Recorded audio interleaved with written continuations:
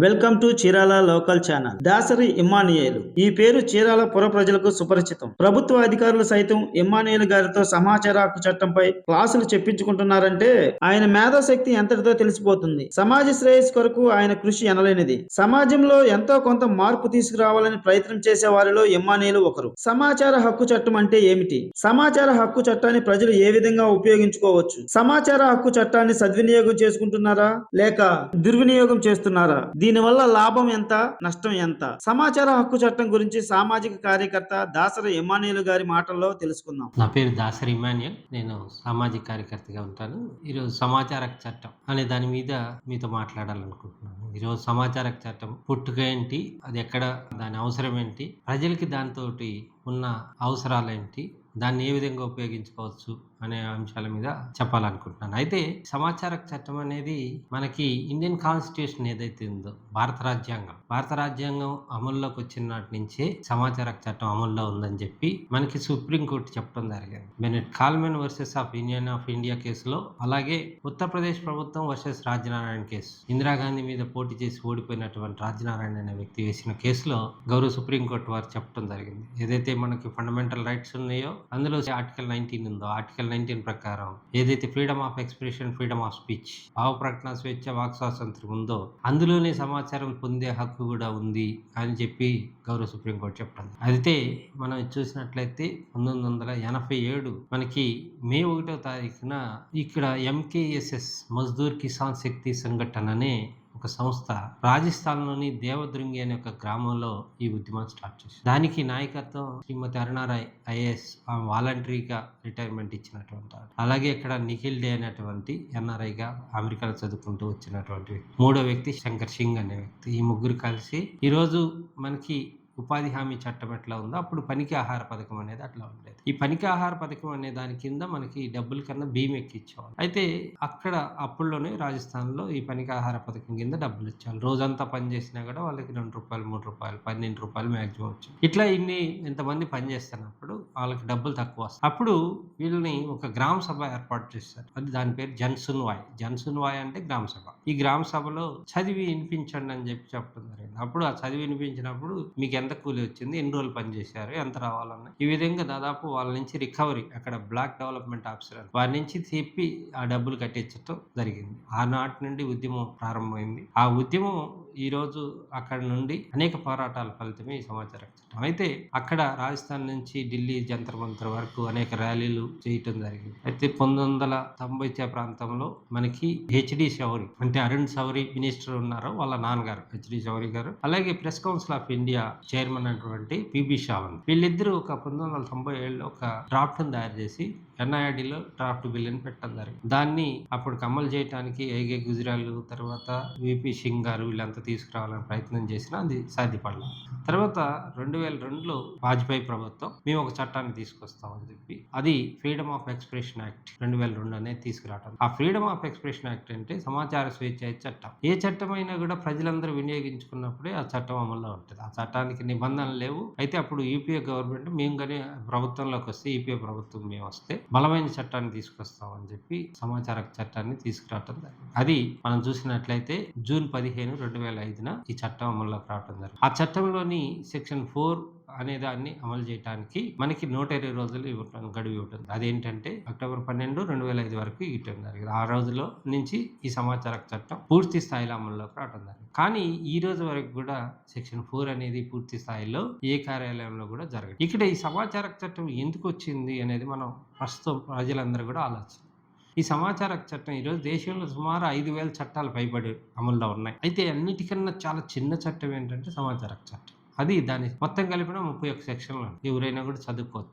చిన్న పుస్తకం. అయితే అది ఎంత బలమైందంటే ఈ 5,000 చట్టాలలో అమలు ఎట్లా జరుగుతుందో తెలుసుకోగలిగిన చట్టం ఏంటంటే సమాచార చట్టం. ఇది ఒక్కదాని ద్వారా అన్ని కూడా ఎట్లా జరుగుతుందో తెలుసుకోవచ్చు. ఈ చట్టంలో సెక్షన్ 22 ఏం చెప్పింది అంటే అధికార రహస్యాల చట్టం ఏదైతే ఉందో ఆ చట్టాన్ని సైతం ఈ చట్టం అధిగమిస్తుంది అని చెప్తాం. అంటే ఒకవేళ మనకి అఫీషియల్ సీక్రెట్ యాక్ట్ 1923 అమలులో ఫోర్స్ లో ఉన్నప్పటికీ దాన్ని కూడా ఈ చట్టం అధిగమిస్తుంది అని చెప్తాం. అంటే ఆ చట్టం కింద దాచిపెట్టొచ్చు కొన్ని అంశాలు, అయినప్పటికీ దాన్ని కూడా వెల్లడి చేయాలని చెప్పారు. అయితే సమాచార చట్టం పరిపాలన పారదర్శకత, జవాబుదారితనం పెంపొందించాలి, తద్వారా అవినీతిని అరికట్టవచ్చు అనేది ఈ చట్టం యొక్క ముఖ్య ఉద్దేశం. పరిపాలన పారదర్శకత, జవాబుదారితనం ఎట్లా సాధ్యం? ప్రభుత్వ యంత్రాంగంలో పరిపాలనలో ఎటువంటి నిర్ణయాలు తీసుకుంటున్నారు, ఆ నిర్ణయాలకి లోనయ్యే వ్యక్తికి ప్రతి ఒక్కరు కూడా వాటి గురించి తెలుసుకునే హక్కు సమాచార హక్కు చట్టం కల్పించింది. ఈ రోజు ప్రభుత్వం తాము చెల్లించే పన్నులతోటి ఆ పన్నుల్ని ఏ విధంగా వినియోగిస్తుంది, వేటేటి ఖర్చు పెడుతుంది, వాటి వల్ల ఏం జరుగుతుంది అనేది తెలుసుకునే హక్కు ప్రతి పౌరుడికి కూడా సమాచార హక్కు చట్టం ఇచ్చింది. ఈ రోజు ఒక మెంబర్ ఆఫ్ పార్లమెంట్, ఒక మెంబర్ ఆఫ్ లెజిస్లేటివ్ అసెంబ్లీ అంటే ఒక పార్లమెంట్ సభ్యుడికి, ఒక శాసనసభ్యుడికి ఎటువంటి సమాచారం ఒక కార్యాలయం నుంచి పొందొచ్చు, అటువంటి సమాచారాన్ని ప్రతి పౌరుడు కూడా పొందే హక్కు సమాచార హక్కు చట్టం ఇచ్చింది. దీని వలన మనకు కావాల్సిన ఇండివిజువల్ గా అంటే వ్యక్తిగతంగా కావాల్సిన సమాచారం, మీ భూమి హక్కులు, మీ పూర్వీకులు ఎక్కడెక్కడ ఆస్తులు ఉన్నాయి, లేకపోతే ఏమేమి కొన్నారు, ఏమేమి అమ్మారు దగ్గర నుంచి రికార్డులని తనిఖీ చేసుకునే హక్కు ఉంది. ఒక కార్యాలయంలోకి వెళ్ళి ఆ రికార్డులని మీరు రిజిస్ట్రార్ కార్యాలయంలో కానీ, మండల తహసీల్దార్ వారి కార్యాలయంలో కానీ మీరు వెళ్ళి అక్కడున్న అందుబాటులో ఉన్న లభ్యంగా ఉన్న రికార్డులని తనిఖీ చేసుకోవచ్చు, వాటిని కావాల్సిన పత్రాలని ఎత్తి రాసుకోవచ్చు, వాటిని సర్టిఫైడ్ కాపీలు తీసుకోవచ్చు. ఈ విధంగా ఏదైనా కూడా మీ హక్కులుగా తీసుకోవచ్చు. అంతేకాకుండా మీరు చెల్లించే పన్నులకు సంబంధించి ఇంటి పన్ను ఉంది, ఈ రోజు మనం చెల్లిస్తున్నాం, ఆ ఇంటి పన్నుని వేటికి ఖర్చు పెడుతున్నారో తెలుసుకునే హక్కు మనకి ఇచ్చి, అక్కడ రోడ్లు వేస్తున్నారా, స్ట్రీట్ లైట్లు వేస్తున్నారా, లేకపోతే కాలువలు తవ్వుతున్నారా, వేటికి ఉపయోగిస్తున్నారో తెలుసుకునే హక్కు ఈ సమాచార హక్కు చట్టం మనకి ఇచ్చింది. ఇట్లాంటి చిన్నవే కాకుండా మీరు మీ విద్యార్థులకు సంబంధించి ఫీజు రియంబర్స్మెంట్లు, స్కాలర్షిప్లు, లేకపోతే మీ మెడికల్ రిపోర్ట్లు, అయితే మెడికల్ రిపోర్ట్లు అనేవి వ్యక్తిగత సమాచారం అయినప్పటికీ మీ ఎమ్మెల్సీ అంటే మెడికల్ లీగల్ క్లెయిమ్ ఇప్పుడు ఏదైతే ఉందో అందులో ఆ క్రైమ్ లో ఎటువంటి కేసు నమోదు చేశారో, ఎటువంటి ఇన్సిడెంట్స్ జరిగింది, అందులో ఏమేమి సంఘటనలకు సంబంధించి గుర్తించారో అటువంటి సమాచారం అంతా కూడా తెలుసుకోవచ్చు. ఇట్లా ఈ విధంగా మనం అనేక రకాలైన సమాచారాన్ని తెలుసుకోవచ్చు. అంతేకాకుండా మన గ్రామంలో ఈ రోజు ప్రభుత్వం అందజేస్తున్నటువంటి పెన్షన్లు, ఎంతమందికి పింఛన్లు వస్తున్నాయి, ఆ పింఛన్లు ఏ రూపంలో వస్తున్నాయి, అర్హులైనా వాళ్ళందరూ అర్హులు కాదా అనేది మనం ఒక సమాచార చట్టం చిన్న దరఖాస్తు, ఆ దరఖాస్తుకి గ్రామ స్థాయిలో ఎటువంటి దరఖాస్తు రుసుము ఉండదు, మండల స్థాయిలో అయితే 5 రూపాయలు ఉంటుంది, మండల స్థాయి కింద పెద్దదైతే 10 రూపాయలు. ఆ విధంగా ఆ గ్రామంలో ఎంతమందికి పెన్షన్లు వస్తున్నాయి, ఎటువంటి పథకాలు వస్తున్నాయి అని తెలుసుకోవాలి. అంతేకాకుండా చేయూత, చేదోడు ఇట్లాంటి, లేకపోతే చేనేత, నేత నేస్తం, ఈ పథకాలు ఏమేమి వస్తున్నాయి, లేకపోతే ఫిషర్మెన్స్ కు సంబంధించి, మత్స్యకారులకు సంబంధించి సబ్సిడీ పరికరాలు ఏమి వస్తున్నాయి, సబ్సిడీలో డీజిల్ ఎంత వస్తుంది, పరికరాలు ఏమేమి అంటే మోటార్లు ఏమి ఇచ్చారు, ఈ పడవలు ఏమి ఇచ్చారు, వాటికి సబ్సిడీ ఎంత ఇచ్చింది, వాళ్ళు అర్హులైనా కాదా, ఆ అర్హులకి నిబంధనలకు తగిన విధంగా లోబడే ఇచ్చారా లేదా, అలాగే ఎస్సీ కార్పొరేషన్ ఎటువంటి లోన్లు ఇచ్చింది, బీసీ కార్పొరేషన్ లోన్లు ఏమి ఇచ్చింది, అలాగే చేనేత సొసైటీల్లో ఎంతమందికి రుణాలు వచ్చినాయి, ఎంతమందికి నూలు వచ్చింది సబ్సిడీ రుణం, ఇట్లాంటి అంశాలన్నీ కూడా చాలా సింపుల్ గా తెలుసుకోవచ్చు. అంతేకాకుండా మన గ్రామంలో ఎంపీ నిధులు, ఎమ్మెల్యే నిధులు ఎన్ని వచ్చినాయి, అలాగే 15th finance, 14th finance, 16th finance ఏ నిధులు వచ్చినాయి, ఇంకా ఏమన్నా అడిషనల్ గా స్వచ్ఛ భారత్ నిధులు ఏమన్నా వచ్చినాయి, ఆ నిధులు వేటికి ఖర్చు పెడుతున్నారు, సంబంధిత పనికే ఉపయోగిస్తున్నారా లేకపోతే అదనంగా వాళ్ళు వేరే వాటికి ఉపయోగిస్తారు. తర్వాత ఉపాధి హామీ నిధులు, ఉపాధి హామీ కార్మికులు ఎంతమంది ఉన్నారు, ఆ ఉపాధి హామీ కార్మికులకి అర్హులైనా కాదా, జాబ్ కార్డులు ఉన్నాయా, జాబ్ కార్డులో అనర్హులు ఎవరన్నా ఉద్యోగాలు చేస్తారా, ఈ జాబ్ కార్డు కలిగి ఉన్నారు, వాళ్ళందరికీ కూడా ఆ జాబ్ కార్డుకు తగిన ఉపాధి ఉందా లేదా, ఆ ఉపాధి ప్రజలందరికీ అవసరమయ్యేదా కాదా, లేకపోతే వ్యక్తిగతంగా భూములకు సంబంధించి, వ్యవసాయ భూములకు సంబంధించి చేస్తున్నారు. అలాగే మీ గ్రామంలో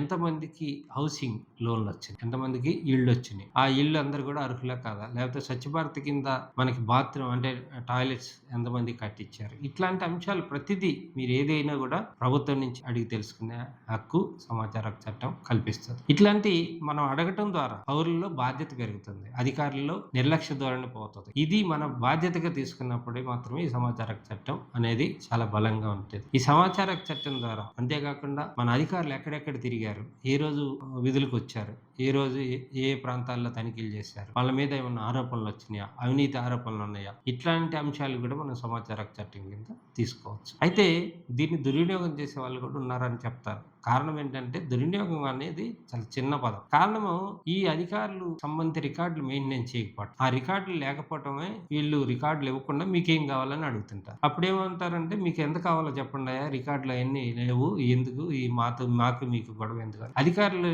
చాలా మంది నేను చూసిన చూసినప్పుడు అధికారులే వాళ్ళు స్వచ్ఛందంగా ఎదురు డబ్బులు ఇవ్వటం నేర్పారు. ఈ రోజు అది అవినీతిగా మారింది. దాన్ని కొంతమంది దుర్వినియోగం చేస్తున్నారనేది అది. అయితే ఇక్కడ ముఖ్యంగా టౌన్ ప్లానింగ్ కొన్ని ఉన్నాయి. ఎందుకంటే ప్లాన్ లేకుండా బిల్డింగ్లు కడతాం. ఎందుకు కడుతున్నారని అడుగుతారు. తర్వాత వచ్చిన నిధుల్ని మన స్ట్రీట్ లైట్ల దగ్గర నుంచి ఈ రోజు గ్రామ పంచాయతీల్లో అయితే గ్రావెల్ రోడ్లు వేసామని, జంగిల్ క్లియరెన్స్ అని ఏదో ఒక వంక పెట్టి నిధులు డ్రా చేసేసుకుంటారు. కానీ అవి నిజంగా అక్కడ చూసినట్లయితే అటువంటి పని ఏమి జరిగి ఉండదు. అటువంటి సంఘటనలు కూడా మనం చూస్తూ ఉంటాం. అందుకని ఇటీవల మన లాస్ట్ ఒక 5 years బ్యాక్ లో చూసినప్పుడు అసలు ఒక మన ప్రకాశం జిల్లాలో గ్రాఫిక్స్ తో అసలు పని చేయకుండా గ్రాఫిక్స్ తో చేసినట్టు డిజైన్ చేసి దాన్ని చూపించి బిల్లులు డ్రా చేసుకున్న సంఘటనలు కూడా ఉన్నాయి. అందుకని తర్వాత కర్నూలులో ఒకసారి చూసినట్లయితే అసలు ఇల్లే కట్టకుండా ఇల్లు కట్టినట్టు డ్రా చేసుకున్నాయి కూడా ఉన్నాయి. అందుకని ఇట్లాంటివన్నీ కూడా చాలా అవినీతిని వెలుగు చూసి ఆకాశంలో అవినీతి, భూమిలో అవినీతి, వాయువులో అవినీతి, ఈ ఆటల్లో అవినీతి, రోడ్ల మీద అవినీతి ఇవన్నీ కూడా సమాచార చట్టం ద్వారా తీశారు. అందుకనే సమాచార చట్టాన్ని ఒక అణుబాంబు అంటారు. అగస్టా హెలికాప్టర్లు కుంభకోణం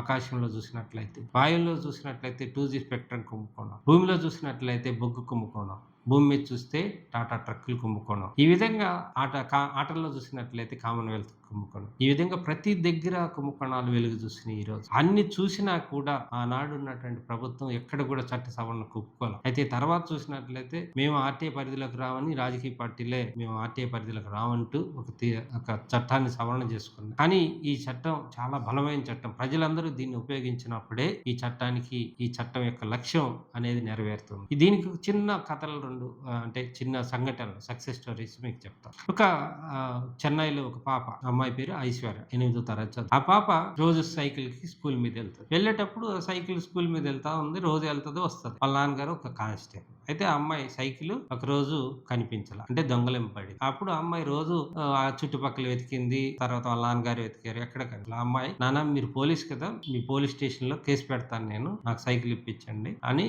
వెళ్ళి పోలీస్ స్టేషన్ లో సైకిల్ పోయిందని కేసు కంప్లైంట్ ఇచ్చి తర్వాత పోలీసులు పట్టించుకోవాలి. దాదాపు 10-15 రోజులు దాటిపోతుంది. అమ్మాయి సైకిల్ పోయిందా ఏంటి అనేది ఆ అమ్మాయి అప్పుడే చట్టం వచ్చిందని తెలుసుకొని సమాచార చట్టం కింద నా సైకిల్ పోయిందని చెప్పి మీ స్టేషన్ లో పలానా తేదీన కేసు నమోదు చేశాను, నా కేసు సంబంధించి విచారణాధికారి ఎవరు, విచారణాధికారి ఎప్పుడెప్పుడు ఎక్కడెక్కడ పరిశీలించారు, ఏ ప్రదేశాల్లో విచారించారు, ఆ నివేదిక ఇవ్వండి అని చెప్పి చిన్న ఆర్టే పెట్టింది. అప్పుడు వెంటనే పోలీసులు కొత్త సైకిల్ కొనుక్కొచ్చి అమ్మాయి ఈ సైకిల్ నీదే తీసుకుంటే, అమ్మాయి నాకు ఈ సైకిల్ కాదు, నా సైకిల్ ఇది కాదు, నాది పాత సైకిల్, నాకు ఆ సైకిలే కావాలి. కాదమ్మా ఆ సైకిల్ దొరికినప్పుడు మేము తీసుకుంటాం అని చెప్పి ఆ సైకిల్ ఇచ్చి అమ్మాయికి ఒక ఎండార్స్మెంట్ ఇచ్చి వెళ్తాం. అలాగే సౌందర్య అని ఒక మనం చూసినట్లయితే ఉత్తరప్రదేశ్, అక్కడ ఒక అమ్మాయి ఏం చేసిందంటే రోజు వాళ్ళది మున్సిపల్ హై స్కూల్ ముందు డస్ట్బిన్ పెట్టి రోజు చెత్త తీసుకొచ్చి పోస్తా ఉన్నారు చుట్టుపక్కల వాళ్ళంతా. ఆ మున్సిపల్ ఈ వెహికల్ వచ్చి తీసుకెళ్తే తప్ప చెత్త రోజు కంపు కొడతా ఉంటది. ఆ స్కూల్లోకి వాసన వస్తా ఉంది,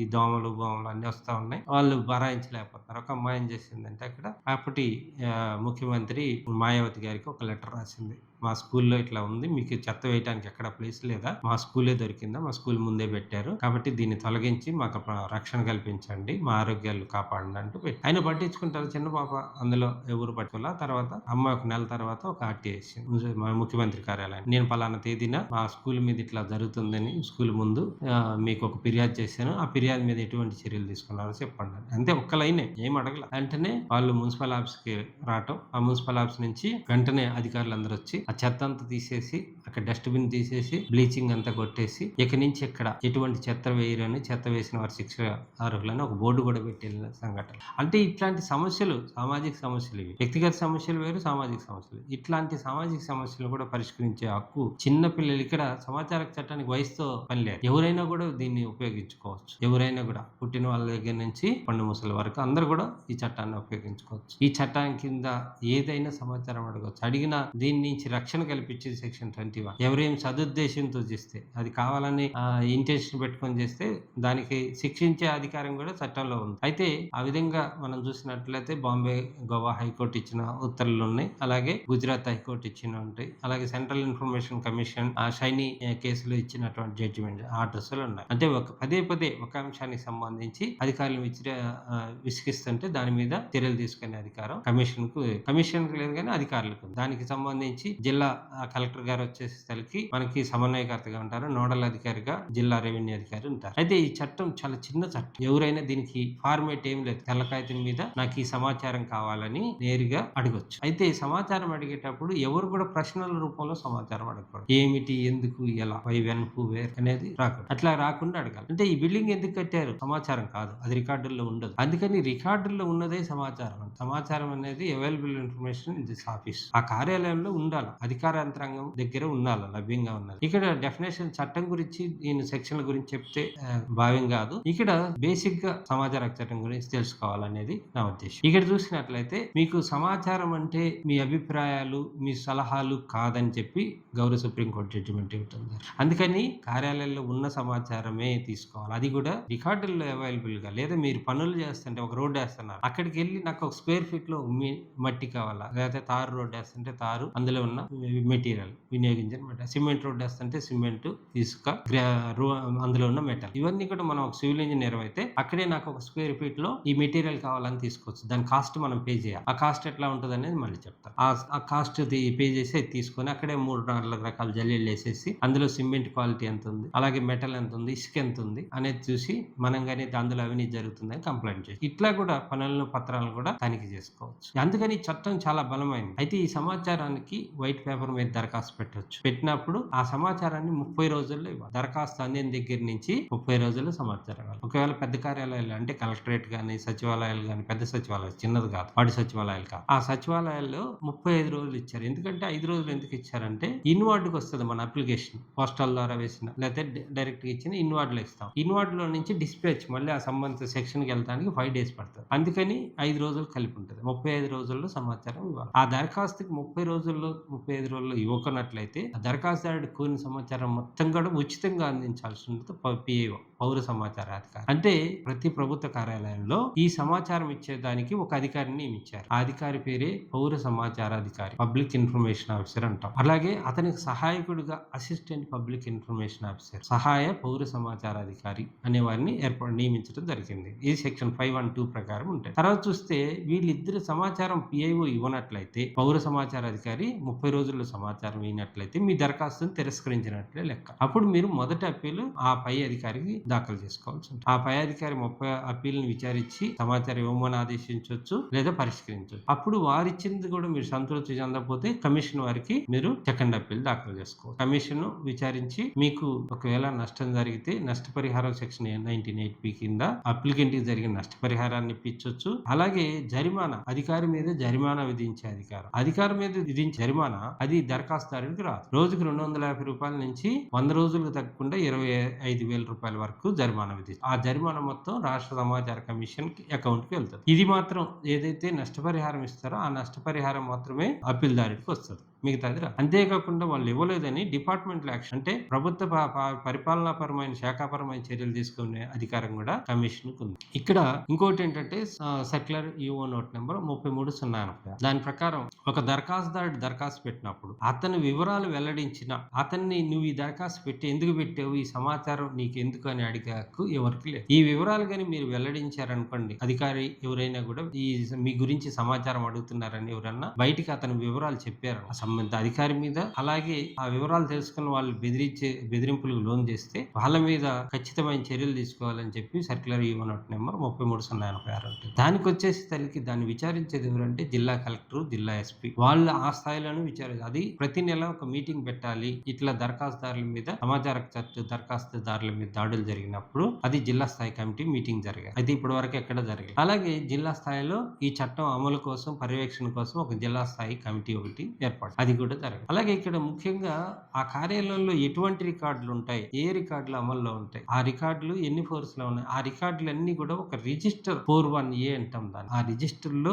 పదాల పట్టికలతో రాయాలి. అంటే ఏ సంవత్సరం ఆల్ఫాబెటికల్ ఆర్డర్ లో రాసి ఈ కార్యాలయంలో ఈ రికార్డులు ఈ ర్యాక్ లో ఉంది, ఈ కాలంలో ఉంది అని చెప్పి ఈ బీరువాలో ఉంది అని మనం ఒక రిజిస్టర్ లో రాసుకుంటే ఎవరన్నా తనిఖీకి వచ్చినప్పుడు నీకేం రిజిస్టర్ కావాలో ఈ రిజిస్టర్ లో చూసి ఆ రికార్డుని వెంటనే తెచ్చిచ్చే అవకాశం లభ్యంగా ఉంటుంది. అది చేయమని చెప్పి చట్టం వచ్చిన 120 రోజులు ఈ రోజు వరకు కూడా జరగదు. రెండోది ఆ కార్యాలయాల యొక్క విధులేంటి, అధికారాలేంటి అనేది సెక్షన్ 41B 17 అంశాలతో ఒక రిజిస్టర్ ఉంటుంది. అందులో కార్యాలయ యొక్క అధికారాలు ఏంటి, విధులేంటి, అందులో ఉద్యోగుల యొక్క అధికారాలు ఏంటి, విధులేంటి, ఆ అధికారులు లేకపోతే ఉద్యోగులు పాటించే నియమాలేంటి, వాటికి సంబంధించి ప్రభుత్వం రూపొందించిన చట్టాలేంటి, లేకపోతే నిబంధనలేంటి, ఇవన్నీ కూడా అందులో రాయాలి. అలాగే ఆ ప్రభుత్వ అధికారుల యొక్క నెలవారీ జీతభత్యాలు ఎంత అవి కూడా ఉంది. మనకి అధికారులు యొక్క జీతభత్యాలు ఏంటి, వాళ్ళ జీతాలు భత్యాలు, నెలవారీ జీతభత్యాలు ఎంత అనేది ఖచ్చితంగా 4(1)(b)లో రాయాలి. అలాగే వాళ్ళు పాటించే సూత్రాలు రాయాలి. తర్వాత లబ్ధిదారులు అంటే ఒక గ్రామంలో మనం ఒక పెన్షన్లు కానివ్వండి, లేదా రాయితీలు, పనిముట్లు కానివ్వండి, ఏదైనా ఇచ్చేటప్పుడు వాళ్ళ లబ్ధిదారులు, లేదా రుణాలు కానీ అటువంటి ఇచ్చేటప్పుడు ఆ లబ్ధిదారుల ఎంపిక ఏ విధంగా చేస్తారు, వాటికి పాటించే సూత్రాలు ఇవన్నీ కూడా ఒక రేషన్ కార్డు ఇచ్చిన, ఒక వ్యవసాయ పరికరాలు ఇచ్చిన, లేకపోతే వ్యవసాయ పనిముట్లు ఇచ్చిన, లేకపోతే ఎస్సీ కార్పొరేషన్ లాంటి రుణాలు ఇచ్చిన, వెహికల్స్ ఇచ్చిన, లేకపోతే ట్రాక్టర్లు ఇచ్చిన, గొర్రెలు ఇచ్చిన, ఇంకోటి ఇచ్చిన, ఏది ఇచ్చినా కూడా ఆ లబ్ధిదారుల ఎంపిక ఎట్లా చేస్తామనేది, ఎట్లా చేస్తామనేది ఆ 4(1)(b)లో రాయాలి. ఇది ఎవరు అడిగినా ఆ రిజిస్టర్ అందుబాటులో ఉంచాలి కార్యాలయంలో. ఆ విధంగా చేయాలి. అలాగే ప్రతి కార్యాలయం ముందు పిఐఓ ఎవరు, ఏపీఐఓ ఎవరు, అఫిలియేట్ ఆఫీసర్ ఎవరు, వాళ్ళ పేరేంటి, వాళ్ళ హోదా ఏంటి, వాళ్ళ ఫోన్ నెంబర్, వాళ్ళ చిరునామా, ఇవన్నీ కనిపించే విధంగా ఒక బోర్డు ఏర్పాటు చేయాలి కార్యాలయం ముందు. దాన్ని హ్యాంగ్ చేసి పెట్టాలి, అంటే వేలాడదీసి అందరికీ కనిపించే విధంగా పెట్టాలి. ఇది చట్టం యొక్క ముఖ్య ఉద్దేశం. ఇవన్నీ కూడా పెట్టినప్పుడు ప్రజలందరూ తెలుసుకుంటారు. అదే కాకుండా సెక్షన్ 4(1)(b)లో మీ కార్యాలయం 4(2) ఏం చెప్పిద్దంటే, మీ కార్యాలయంలో ఉన్న సమాచారాన్ని ఆర్థిక వనరుల లభ్యతను బట్టి మీ శాఖకు సంబంధించిన వెబ్సైట్ లో పెట్టండి. ఈ రోజు మీ భూమి అని ఒక రెవెన్యూ వెబ్సైట్ ఉంది. అందులో ఎవరు భూములు ఏంది, ఎంత విస్తీర్ణం ఉందనేది ఈజీగా మనం మీ భూమి వెబ్సైట్ లోకి వెళ్ళి చూసుకోవచ్చు. ఎవరు అడగవసరం లేదు, దానికి ఆర్టీఐ పెట్టి చూడవసరం, దీంట్లో చూసుకోవచ్చు. అలాగే ఏ రైలు ఎప్పుడు వచ్చింది అని ఒక ఆర్టీఐ పెట్టి అడగాల, ఎన్ని గంటలకు వచ్చింది. రైల్వే టైం టేబుల్ ఉంది. ఈ రోజు మన చేతిలో ఏముంది, సెల్ ఉంది. సెల్ ఏముంది, వేర్ ఈజ్ మై ట్రైన్ అనే యాప్ ఉంది. ఆ యాప్ లో ఏ రైలు ఎప్పుడు వస్తుంది, ఎక్కడెక్కడి నుంచి ఎక్కడికి బయలుదేరుతుంది, ఇప్పుడు ఎక్కడ ఉంది, ప్రజెంట్ అనేది స్టేటస్ అంతా కూడా చూసుకోవాలి. దానికి ఆర్టీఐ పెట్టి చూడాలా, లేదు, అవసరం లేదు. అందుకని ఈ విధంగా ఎవరు కోరకుండానే స్వచ్ఛందంగా సుమోటో డిస్క్లోజర్ అంటాం మనం, స్వచ్ఛంద వెల్లడి సమాచారాన్ని, మీ కార్యాలయంలో ఉన్న సమాచారాన్ని స్వచ్ఛందంగా మీరు మీ శాఖకు సంబంధించిన వెబ్సైట్ లో పెట్టినట్లయితే ఆ సమాచారం ప్రజలు ఆ వెబ్సైట్ లో చూసుకునే అవకాశం ఉంటుంది. అందుకని ఆ విధంగా స్వచ్ఛందంగా వెల్లడి చేయండి అని చెప్పి చెప్తా ఉంది సెక్షన్ 4(2). అలాగే ఏదైనా ఒక నిర్ణయం ప్రజల మీద విస్తృతంగా ప్రభావం చూపించేటప్పుడు ఆ నిర్ణయానికి లోనయ్యే వ్యక్తులకు చెప్పండి అని చెప్పి ఈ చట్టం చెప్తుంది. సెక్షన్ 4(1)(c) అండ్ (e) చెప్తారు. అయితే ఇది చాలా మంది పట్టించుకోరు. ఇక్కడ విషయం ఏంటంటే, ఒకవేళ మీ ప్రాంతంలో సపోజ్ చిన్న కేస్ స్టడీ చెప్తాను. ఈ రోజు రాజధానికి ఒక 30,000 ఎకరాల భూమి తీసుకున్నారు. ఆ 30,000 ఎకరాల భూమి భూ సమీకరణ ద్వారా తీసుకున్నారు. అందులో ఎవరెవరు భూములు పోతున్నాయి, ఆ భూముల సేకరణ ఎట్లా చేస్తారు, ఆ భూ సేకరణ జరిగినప్పుడు ఆ ప్రభావం ఎంతమంది మీద పడుతుంది అనేది మీకు అక్కడ సర్వే చేయాలి. అక్కడ ఆ భూమి పోవటం వల్ల యజమానులు మాత్రమే దెబ్బతింటారు. ఆ భూమి మీద సాగు చేసే యజమానులే కాకుండా కౌలు రైతులు ఉంటారు, వ్యవసాయ కూలీలు ఉంటారు, వాటికి సంబంధించిన పరికరాలు తయారు చేసే బుట్టలు అల్లే వాళ్ళ దగ్గర నుంచి వివిధ రకాల యాంత్రిక పరికరాలు చేసే వాళ్ళ దాకా ఆ ప్రభావం చూపెడుతుంది. ఆ గ్రామంలో అనేక వృత్తుల వాళ్ళకు కూడా, ఆ గ్రామమే లేకపోతే ఆ వృత్తుల వాళ్ళకు కూడా ఉపాధి ఉండదు. అందుకని ఈ సామాజిక సర్వే చేసి ఆ సామాజిక సర్వే వివరాలన్నీ కూడా వెల్లడించాలి. అందుకని ఏదైనా ఒక నిర్ణయం, మీకు